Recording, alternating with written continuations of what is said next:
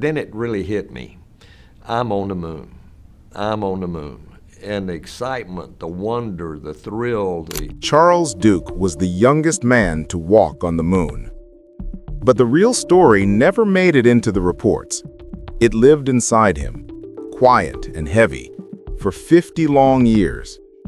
He brought home rocks, dust, and samples. But he also carried back a memory, one he refused to speak out loud. A moment on the lunar surface that he said didn't belong there. A moment he buried under duty and fear. When he grew older and his voice grew soft, he finally let a piece of it slip. Not enough to make headlines, only enough to raise questions. There was something he saw near the rover, something NASA never explained in public meetings or mission logs, something he said moved with intent. And the strange part?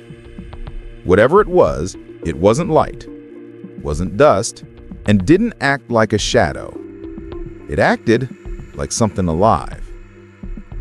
Apollo 16 wasn't meant to be a simple flag and footprints mission.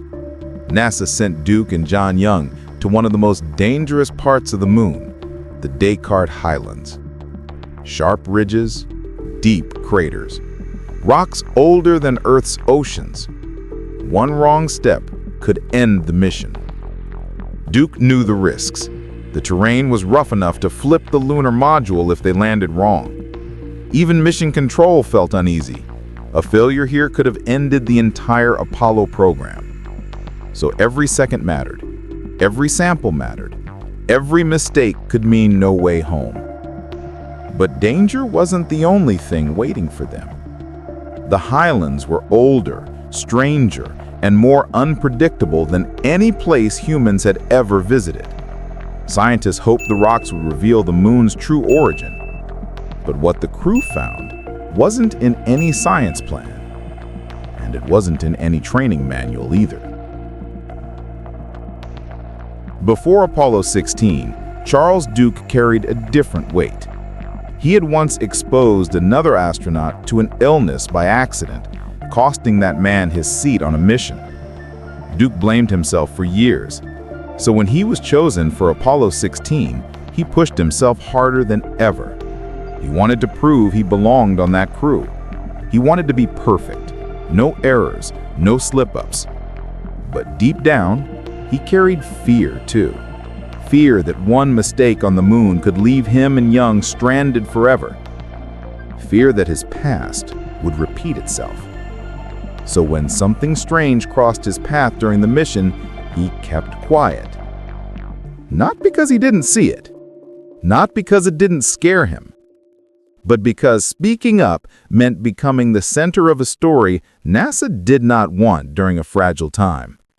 He couldn't risk losing everything again. Apollo 16 almost didn't land. Hours before descent, a key system in the command module glitched. Mission Control talked about aborting the landing entirely.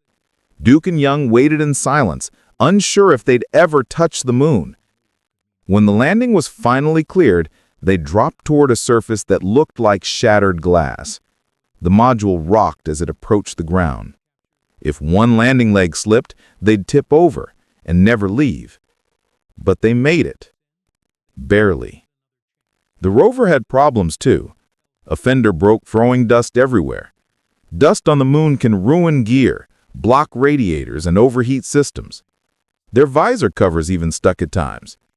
Everything around them felt tense, unstable, dangerous. But none of these risks matched what happened next, because no one warned them about seeing movement on a world with no wind. Movement where there should be none. Training for Apollo was brutal. Duke practiced pulling a fallen astronaut across rocky ground. He trained to fix a broken rover miles from the lander, knowing oxygen would run low. He even trained for the chance he'd need to walk back alone. But all the drills shared one flaw. They only prepared them for things NASA understood. No one mentioned strange lights on the horizon. No one mentioned drifting glows or sudden flashes, which astronauts on other missions had seen. No one mentioned the moon's weird dust that can float because of static charge. But Duke knew something else.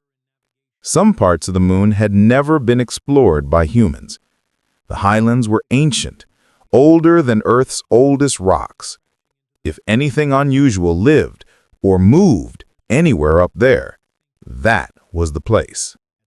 And on their second day, something proved it. The surface walks took everything out of them. The ground shifted under each step. The suit was stiff and heavy. Even picking up a rock felt like lifting a brick underwater.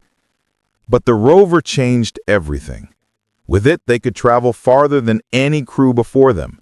They drove across hills and ridges no one had ever seen up close. Dust flew behind the wheels in silver arcs.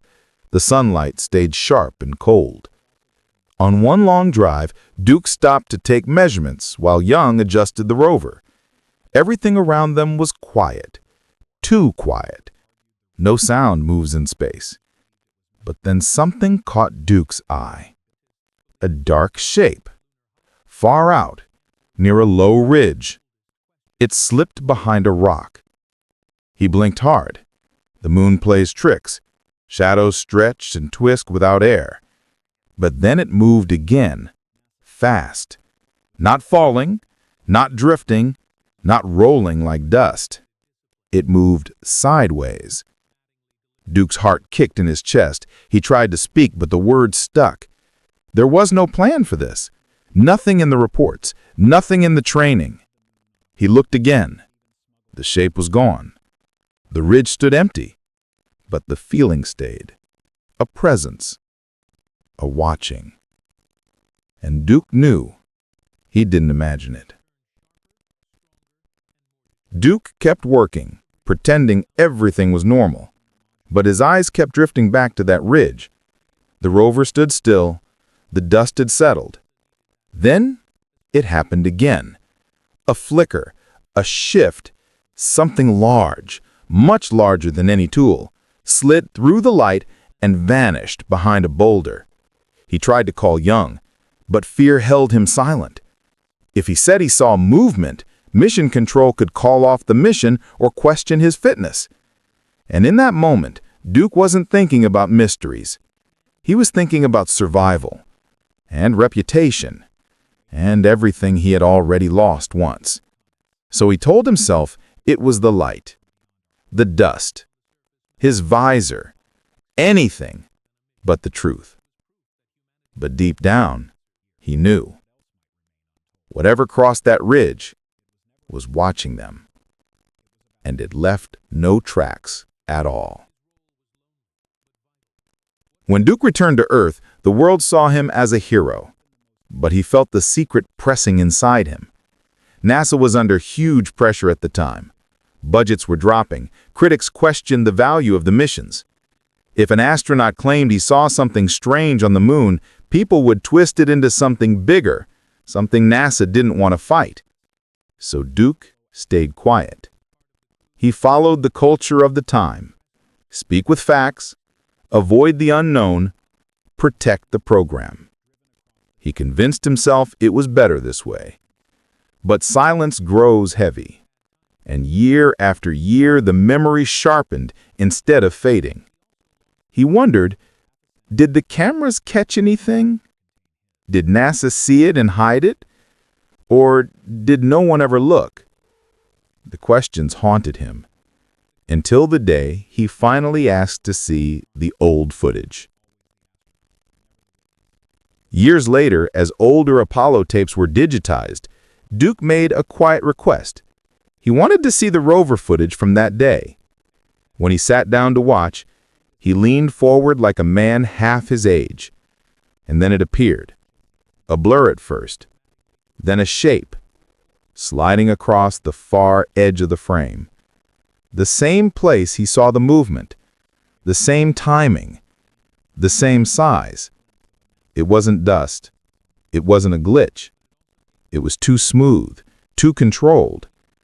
The room around him went silent. No one spoke. No one breathed. Duke stared at the screen and whispered only one sentence. "Now you see why I couldn't explain it." But the footage didn't answer anything. It only raised more questions. And one of those questions still has no answer. At all. Duke never claimed he saw a creature. He never claimed NASA hid proof of life. But he did admit one thing near the end. He saw something move on a world where nothing should move. A presence without sound. A shadow without source. A moment without explanation. And the most haunting part, he said the footage didn't show everything he saw. Some details he kept to himself, even to his last breath. So the real question is simple. What did Charles Duke leave out?